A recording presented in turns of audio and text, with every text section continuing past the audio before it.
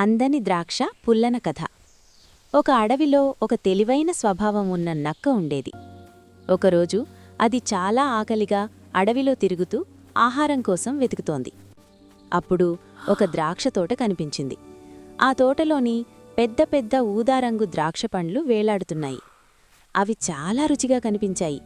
వాటిని చూసి నక్క నోట్లో నీళ్లు ఊరాయి. అయ్యో, ఇవి ఎంత రుచిగా ఉంటాయో అని అనుకుంది. నక్క ద్రాక్ష పండ్లను తినడానికి పైకెగిరింది.